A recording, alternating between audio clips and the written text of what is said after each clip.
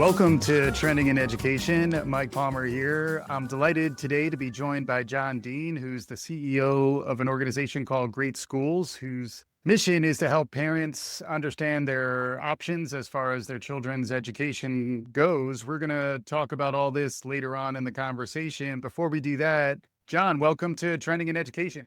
Thanks, Mike. It's great to be here with you.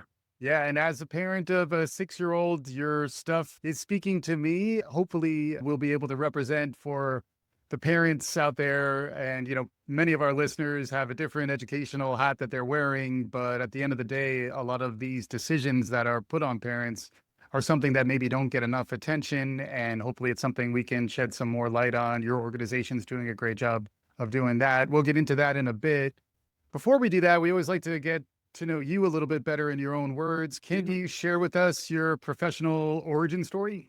Yeah. So I started out as an accountant a long time ago and found that that wasn't my cup of tea. And in a wonderful, beautiful twist of fate, decided to go explore what other careers I could take. And I went and sat in the back of my friend's history classroom at Thurgood Marshall High School in San Francisco and kind of fell in love with the idea of teaching. And I realized, oh, this was sort of where I was meant to head next. I became a teacher, a school principal. I worked in a charter school network.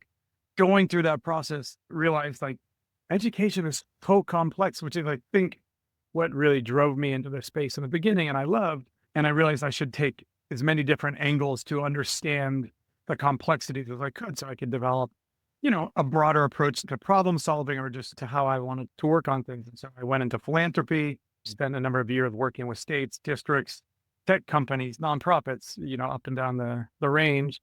And I've been at GreatSchools the last 6.5 years, tackling that question of what is it that parents need to know and understand to be able to support their kids the best? And how do we help the parent of a 6-year-old navigate this insane world of everything that's out there? Yeah. And everything that's out there is certainly what comes to mind when, you talk about parents as consumers of data, which I think is a really important lens. Can you talk a little more about maybe the background of GreatSchools and what its mission is? It's been around for some time too. So can you kind of paint that picture for us? So GreatSchools started over 25 years ago with the similar notion to how do we help inform parents about what's going on and what their options are so they can actually support and get their kids the education they really value and their kids deserve.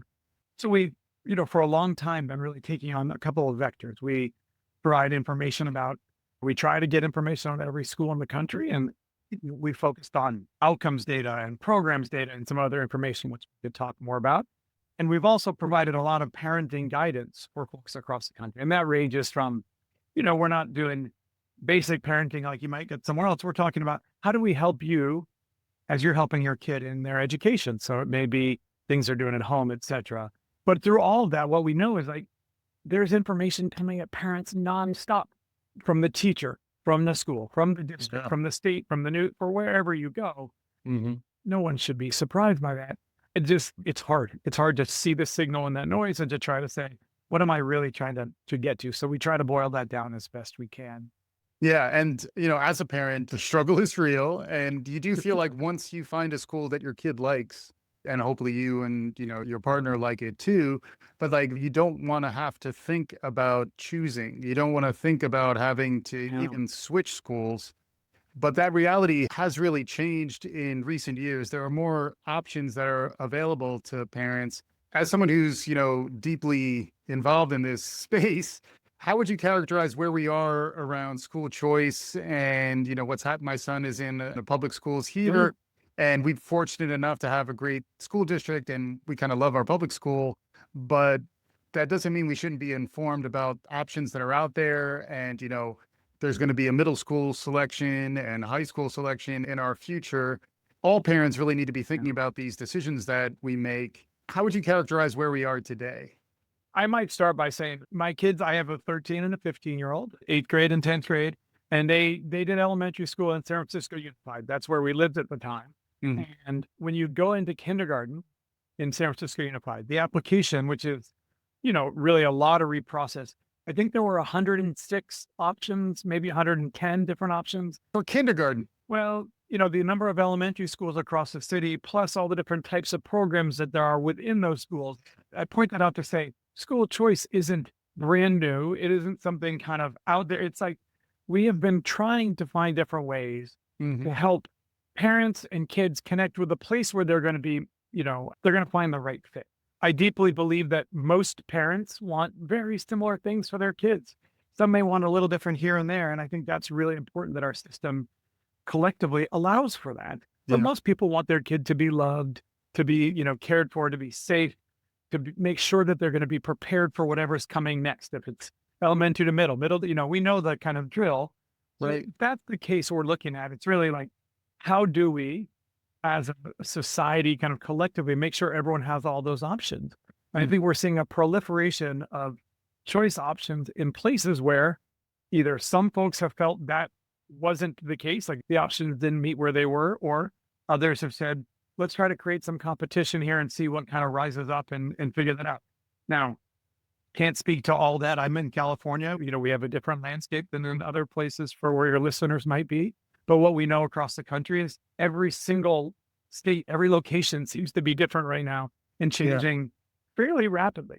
And so, to that end, if you're a parent trying to figure all these things out, my goodness, we've got to find ways to give you better information and help you navigate what you're doing. And like that's the space that we try to live in and really Mhm. provide that information for parents. Yeah, and the website is greatschools.org. We'll include a link to that in the show notes for the episode. I was poking around, even though I'm not shopping yet. It's good to know what your options are out there. And then it did open up for me my thinking around if I were in your shoes and if I was thinking about what I would organize for parents. Yeah. It's a very complex time, and it's a time where there's a lot of information, maybe predatory activity out there where people are trying to sell you a bill of goods they can't necessarily deliver on. It's a place where people are looking for good curation. That's something that we've talked about on the show in the Yeah. past, especially with AI. There's a lot of slop out there. How are you thinking about organizing things at a time where, finding that signal in the noise is so challenging? Yeah, I would say we're working on it in a lot of ways, some that we've been doing for a long time. Like you've looked at the site, you may or may not know, we've been gathering reviews from parents, parent satisfaction. We have a star rating that kind of shows at the top of a profile. And we've been doing that for a long time. We have hundreds of thousands of reviews from parents. Right? And we do that as a way for us to both say, like, here's what we know about this school, kind of what's out there. Hmm. And then as part of the process, we invite schools to tell us about themselves and what they're doing. We Yeah. can talk a little bit more about how that works. And then we also invite parents to tell us about their experience. And so our goal is to try to create a really robust picture of how that information fits together. And so in this age of noise and everything else, you're looking at, you've got to be able to see, like, is this going to be great for a kid like mine? Which means Yeah. maybe you're looking for a parent like you to understand. So you want to read those. And again, I have a lot to say about how we can use that more effectively. But I think that's the space that we want to try to hold people in is let's help you take all these pieces of information, pull it together in something that's coherent and kind of gets you closer to what you were looking for.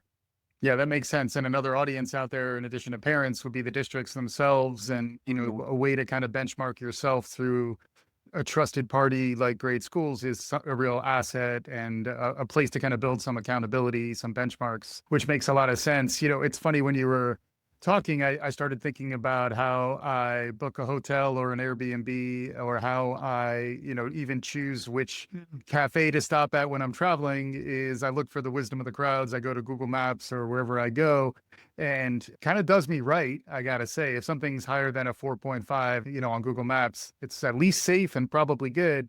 I don't necessarily know where I would go for the types of decisions I have to make as a parent. So that's a nice positioning, I think, for an organization like yours.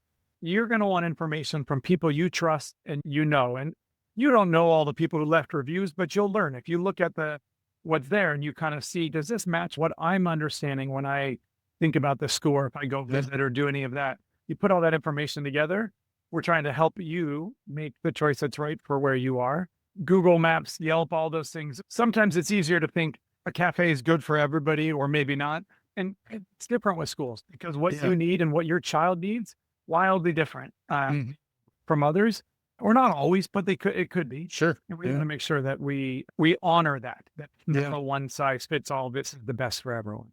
Yeah, that makes sense. And I guess you have a big enough data set so that I can find other people. I can filter for myself, I guess, is what I saw from there. What I found interesting and what I appreciated is that it wasn't Mhm. just a single, top 50 list, rank order, which one's the best, where, an informed parent who really knows what they want can sort of flip some of the filters and Yeah. sort of refine the search to say, people who have priorities and issues and families like mine, what are they saying? And can I learn from them? So I definitely appreciate that Yeah. point.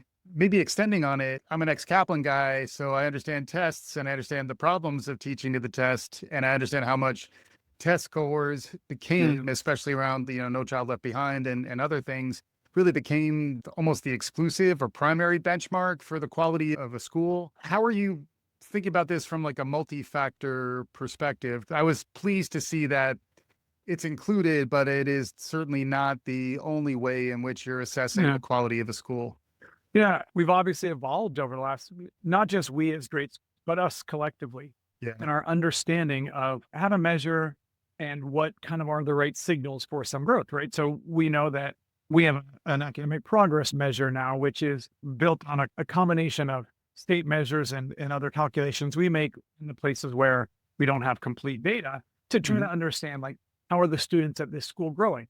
That to us is as much, if not more important than just pure test scores. But what we know is it's actually there's a decision process that everyone goes through, that some of both. When we talk to folks, they say we really want to make sure that these kids are growing, but we also don't we want to see that they're growing from a place where they're already achieved it. We're trying to put those two together Mm. in that process. But I want to go back just a tiny bit to how you started this by, like, in the tests, in this information, that gives a baseline. I've never met any parent who says, I don't really care if my kid's learning. I want them to Right. be happy, but I don't care if that's not, it's like table stakes for anyone in their choice decision Yeah. or where they are. And I think across the board, pretty much everyone says we need early literacy, we need strong math foundational skills, and then we build on top. Yeah. And I think that's part of this process, is that we want to go from being able to tell you, here's a school with great test scores and growth, to asking you, like, Mike, tell me about your 6-year-old. Right. And you might say, I've got a kid who's a little, maybe they love to read. Maybe they're a little, they're trying to figure out how to make friends, and maybe they've got this or that. Like, maybe you'll pick 3 or 4 things. Yeah. We should be able to take all of that information out there and help you see where your fits might be. And that's kind of the space where we can get beyond, the data is the foundation. And then we need to get beyond that and pull all that other information in for you. Yeah, and it's been interesting to think about how dynamic a space it is, where over a span of 25 years to be serving as like a clearinghouse for data, the types of data that you want to collect, the data that you can collect, and then what kind of analytics and other sort of back end things you can do with that data. We've been going through a bit of a renaissance, really, if you think about the last 25 years when it comes to kind of data literacy. And, we'll certainly get Yeah. into AI next, but more just for the data nerds out there, what's it been like, getting to know and then sort of leaning into this problem space from more of a data science, data literacy lens, where Yeah. also, I imagine this is where maybe parent education comes into play too, because even if you can maybe nerd out on the data, not every parent is ready to understand that. So you almost have Yeah. to kind of scaffold between those two ways of thinking. What are your thoughts Yeah. on the data landscape these days? Well, as a data nerd and a parent, I feel like I could talk about both sides of that. There is an incredible amount of data. If you just pull down, when an assessment comes out, we get the results and everyone, it's like Right. this. The NAEP. You try to figure out all the details. What we're usually looking for is, like, what's that signal that when the NAEP scores come out, it's great to signal at a high level, here's where our issues are. Yeah. Doesn't tell any, parents anything for where they are. You Mhm. kind of go down in, and, we know that all the statistics, like, everyone thinks their kids are doing great. And then we look at the NAEP scores and they're all doing great. We're Right. trying to find all these pieces. What we're looking for is, like, what are the data points? What's that signal that will both talk about an environment that is actually preparing kids well, or is set up to prepare kids well? What are Yeah. those factors? And then what is within that? What's the information that a parent might use to say, this is actually going to help my kid? Right. So for some people, it's proximity to their house, and it might be a few factors, and they say, that's really what I kind of need and optimize Yeah. for. And others will say, I really want to make sure it's a place that's like, you know, got strong teacher relationships. I mean, we hear different Right. things. Right. So we try to find that. Yeah. It's certainly not an easy thing to pull all that data together, but Yeah. that's the mission we're on. It's funny. It was total serendipity, but I think the most amazing part of my child's 3K experience was that they had a hot Okay. lunch made for them every day. And I would have never thought that that would be a deciding factor until after the fact. But that is interesting. And then how do you stay in touch with parents? Because I imagine your whole operation has to be in some ways sort of built around parents to a large extent, their needs, what they're looking for. And then you're nationwide, right? So like you're covering the full span Yeah. of complexity that is the United States these days. I mean, we do basically everything we do goes through some lens of like, let's get this idea in front of a group of parents and kind of find out how they react. Yeah. So we do, a lot of design testing. We do a lot of user research before we figure out like, what do we want to call this thing? We go to create an award and we stick it in front of parents and we have this great idea and then they have no idea what it meant. We're like, Yeah. oh, okay, maybe we should change that. Yeah. So we do a lot of that to figure out how this will fit together. But we also fairly regularly survey our users to ask like, what are we doing that's helpful to you? And also broadly, what do you need? But there are so many organizations doing this out there. And so we read a lot. We read from everyone who's doing the state of the parents and what are the general needs in the moment. And then we couple that with what do we know about for the last 5 years, it's been the themes have been pretty broad and pretty prevalent. It was learning loss and it was tutoring, it was out of school. You kind Yeah. of see how each of these things go, Yeah. trying to figure out how we pull that together for parents. Which is why it's a real resource for parents, greatschools.org. Check it out. Also a resource for school leaders. I It's know. just like a podcaster. You have to claim your podcast to say it's yours. As a school leader, you want to kind of claim your school and, Yeah. own it so that it's being represented properly. And it is a big part of what you do is work on that side as well. Talk to me more about your relationship at the school and district level. We've always been sort of parent centered, but what we have known for a long time, like there is incredible work happening in environments all across the country, from a 12-person micro school in, somewhere in middle America to Yeah. the largest districts in California, Texas, New York. There's just beautiful things going on, right? And that doesn't always get captured in the data that gets recorded and shared sort of through traditional channels. And so we said, like, we'll get some of that through reviews and how people talk about it. But what's really important is we want schools to be able to tell us, this is what we're doing. These are the things that we do that we think make us, really valuable. And whether it's ways we measure success or programs we offer that may get lost. And what we've learned is that parents really care about understanding that information. It's not just tell me which one had the best test scores. It's like, tell me which one's going to offer this path that I'm looking for. And so in doing so, we've really conceived of this as like a feedback loop between the schools, the providers, and the parents to say, what is it that y'all are doing that you want to share with everyone? And then can we help figure out from the parents, how'd they react when you shared that information? Was it useful? And we think we're pretty well positioned to say, let's get insight on when you shared all these programs, did it change how people interacted? And then we can tell you back what happened and hopefully give you some feedback from all the parents using the site. Yeah. It almost reminds me of when I'm doing a review on Google or on Yelp and, it's a new place and maybe it doesn't exist there yet. And I'm creating it. I'm always thinking like, who am I to be doing this? And that's where like, I would say as a school leader, if you're not already checking it out, it's important to kind of own that conversation. And the next level there, I think, is also understanding how are you being characterized by parents, by arbiters, by like folks like yourself in the space. What kind of trends are you noticing there? Like what's emerging? When you were talking about a micro school, my head immediately goes to Alpha School, which is sort of the media darling now that everyone's thinking about around, using AI and sort of flipping the classroom, doing interesting stuff. How do you stay on top of that? And then what trends are you noticing around the schools that are being reviewed? First, let's talk about that. How do we stay on top of it? If you can stay on top of it, let me know, right? You're kind of in this every day. I think what we try to do is just keep an eye on, it's not the individual provider, although there are great stories, similar to finding stories of outstanding schools and places. We can't tell all of those.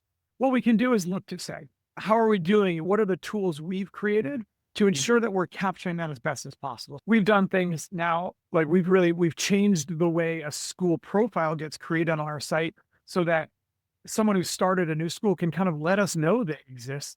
Whereas in the past, it used to be we had to kind of go find you. Yeah. So we were limited by what we know.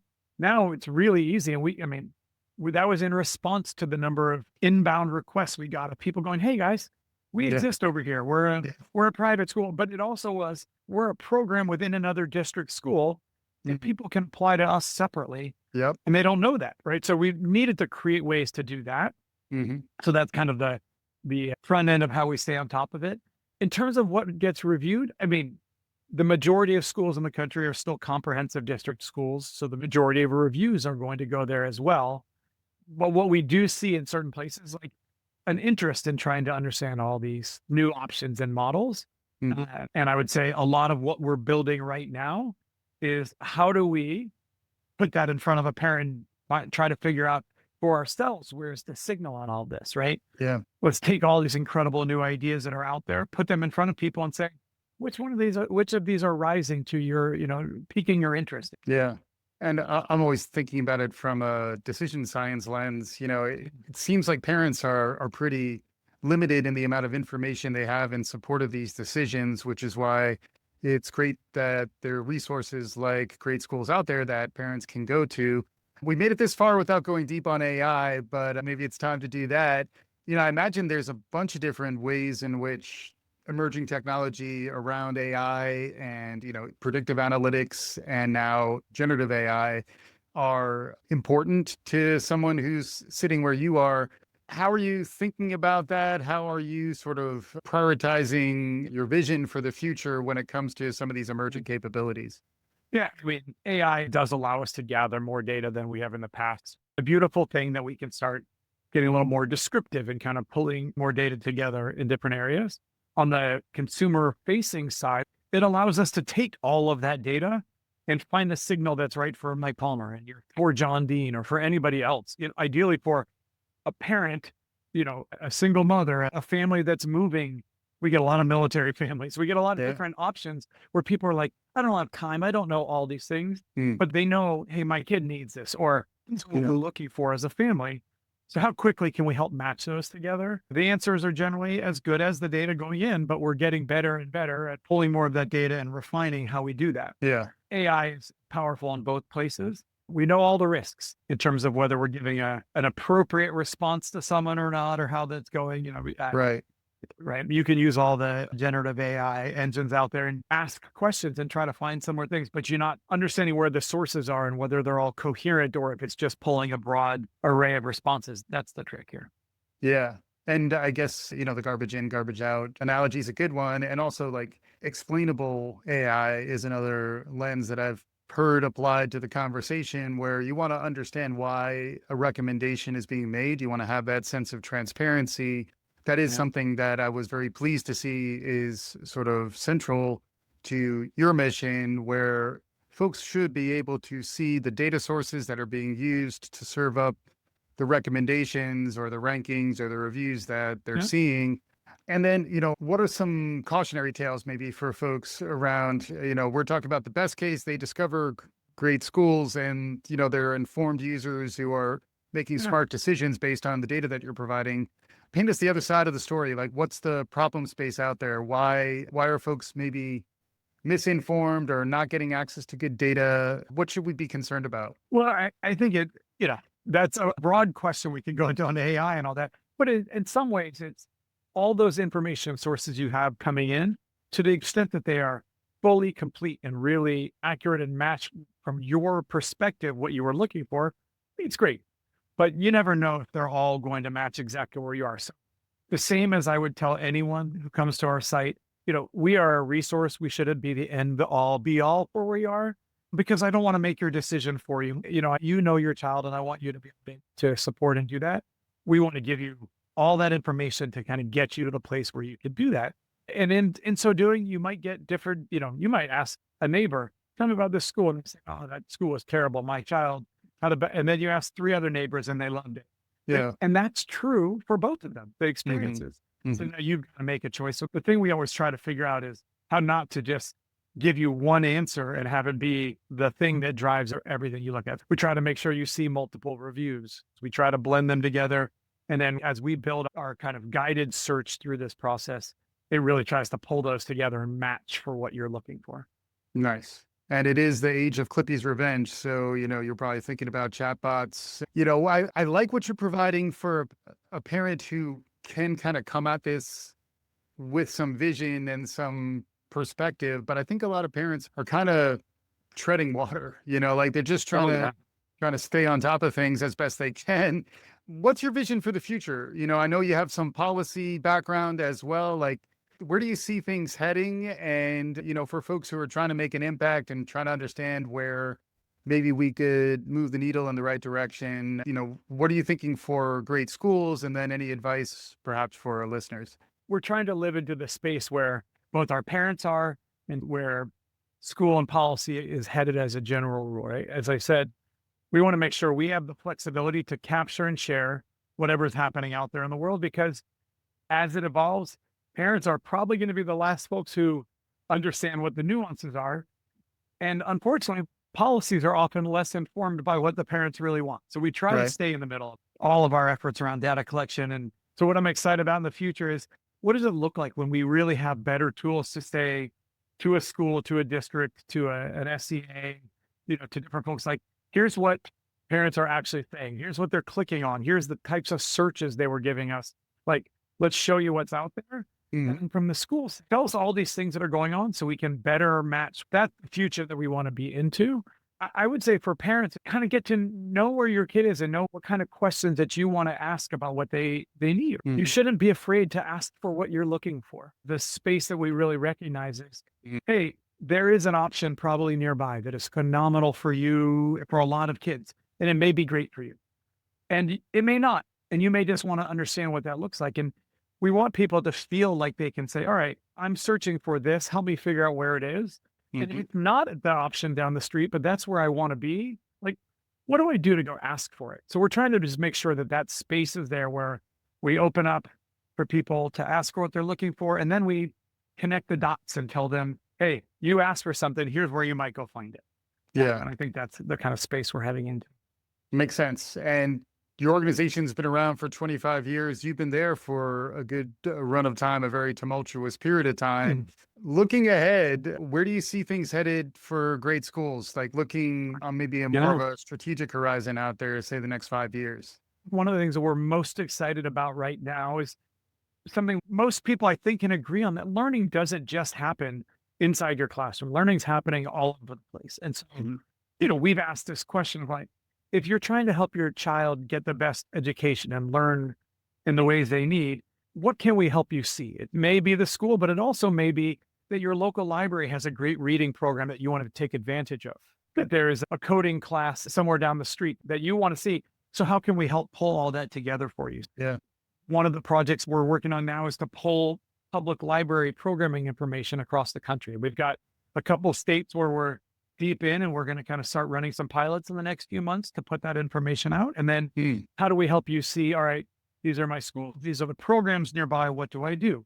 So that's just scratching the surface. But if you get to that space to say, as the world evolves and you have more options in more places, how do we help you not just see the directory of all the options, but how they might actually fit to match what you're looking for? It's a crazy landscape, one that we get so excited about, just to be thinking. As soon as I say we're going to do library information, people kind of go, oh, I get that. Like, the Yes. libraries are this system right outside schools where lots of people go to learn. And you don't stop when you're 12, you learn throughout. So Mhm. how might we create that narrative of ongoing open learning for people because of what we shared? Yeah, love that. And I will say we're fortunate here in Brooklyn where we've been taking full advantage of a great public library system. And you're right, it does operate kind of in parallel, but they're sort of thought of as independent. But Yeah. from a parent's perspective, I need to be able to kind of stitch all this stuff together just to make sense of things. Maybe it's a place also where, AI, you could imagine over time start to do a better job of fitting stuff together, handling the complexity of a parent's schedule, a kid's schedule, all these kinds of things. I'm talking to Jon Deane, who's the CEO of Great Schools, greatschools.org. Check it out. It's been a fantastic conversation. John, if we wanted to bring it home here, parting thoughts for our listeners? Just remember that every parent is trying to do the best thing for their kids. And we're trying to make sure that if we get clear, transparent information out to everyone around what all of their options are and how they can support the kids, like that's great for all of us together. So come check out greatschools.org and then, take what we've got and then dig in locally. Go ask some people about what you saw and make choices that are best to support your kids. Yeah. There's transparent resources like Great Schools, and parents need to lean in and sort of engage in the conversation to get the most out of it for themselves and their families. Jon Deane, thank you so much for joining me on today's episode. Thanks, Mike, for having me. And for our listeners, if you like what you heard, subscribe, tell your friends, do all the good things. We'll be back again soon. This is Trending in Education.